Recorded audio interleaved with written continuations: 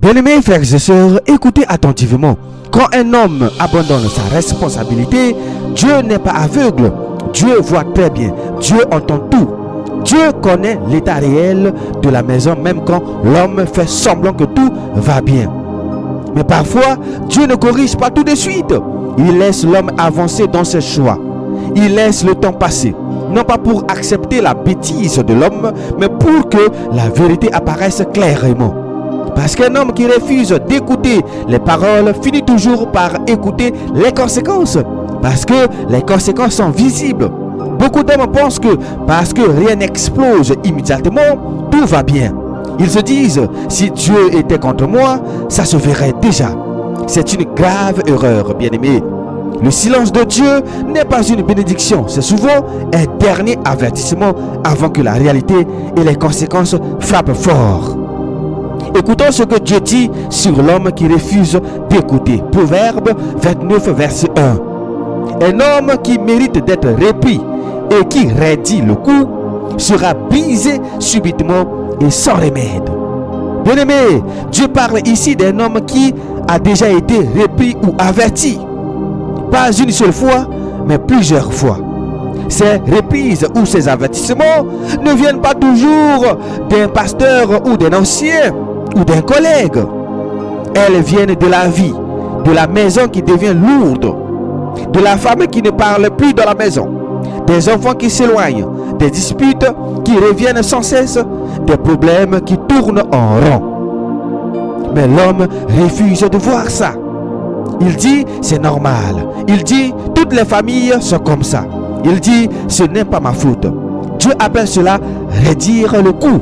Que veut dire raidir le cou, bien-aimé?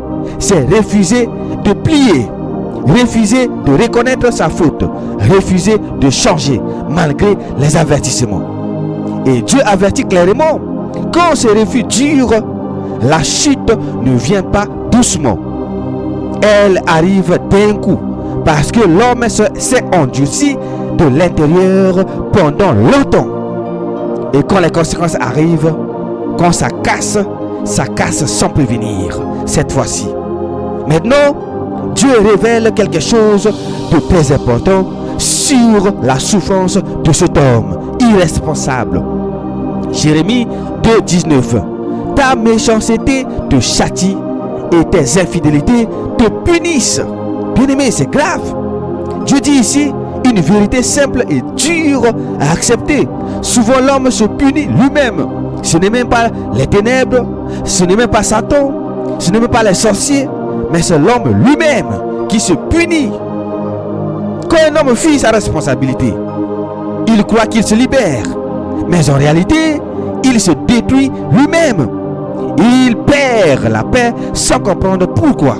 Il devient nerveux pour des petites choses. Il est toujours insatisfait, toujours irritable, jamais vraiment heureux chez lui-même. Il est présent dans la maison, mais il n'y apporte ni sécurité ni direction. Il est là physiquement, mais il n'est pas un pilier, il n'est pas un père qui protège. Il parle beaucoup dehors, mais il est vide dedans. Pendant ce temps, la maison continue sans lui.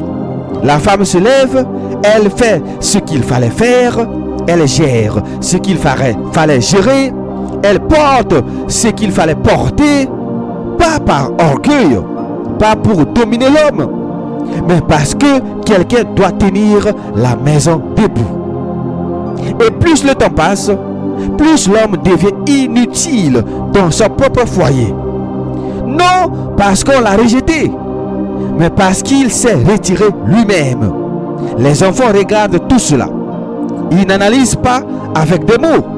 Ils apprennent par ce qu'ils voient. Écoutons ce que Dieu dit à leur sujet. Psaume 127, verset 3 à 5. Voici des fils sont un héritage de l'Éternel, comme les flèches dans la main d'un guerrier. Bien-aimé, une flèche ne se lance pas au hasard. Elle se tient, elle se vise, elle se dirige. Un enfant a besoin d'un cadre, d'une direction claire, d'un homme stable, un papa, un père stable et responsable.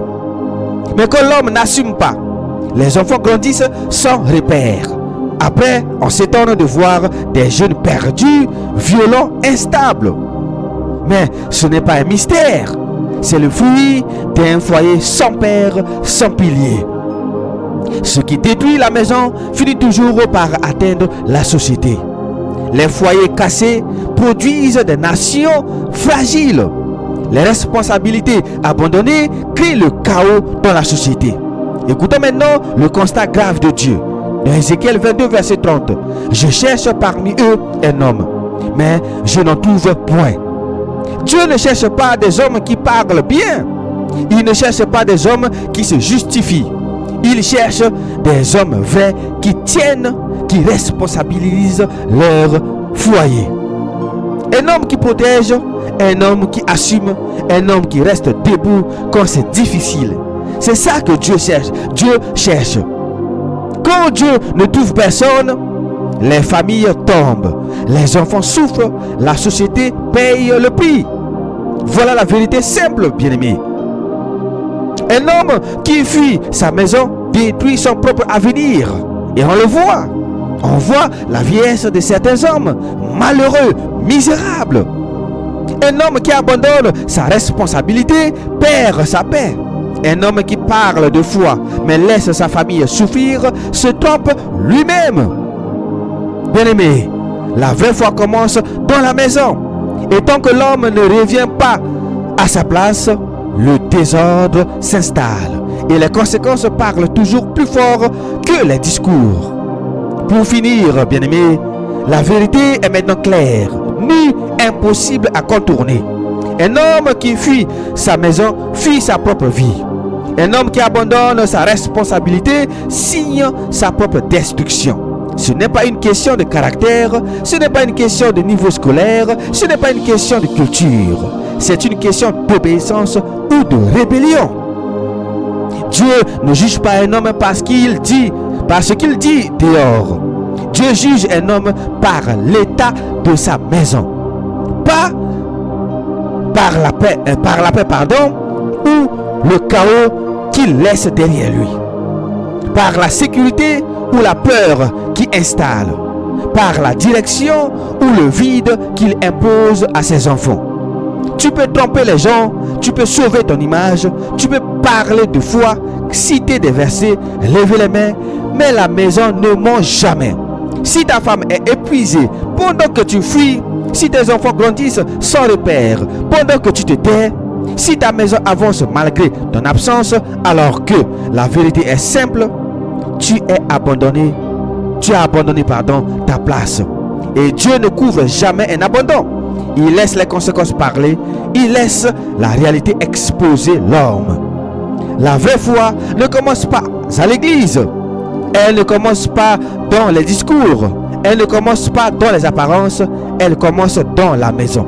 Et tant que l'homme ne revient pas à sa responsabilité, les foyers continueront de se briser, les enfants continueront de payer et les sociétés continueront de récolter les dégâts des responsabilités abandonnées. Dieu appelle encore, il n'appelle pas des hommes qui parlent, il appelle des hommes qui assument leurs responsabilités. C'était votre frère Rodrigue Simba-Tominine. Demeurez toujours bénis dans la paix de notre Seigneur et Sauveur Jésus-Christ.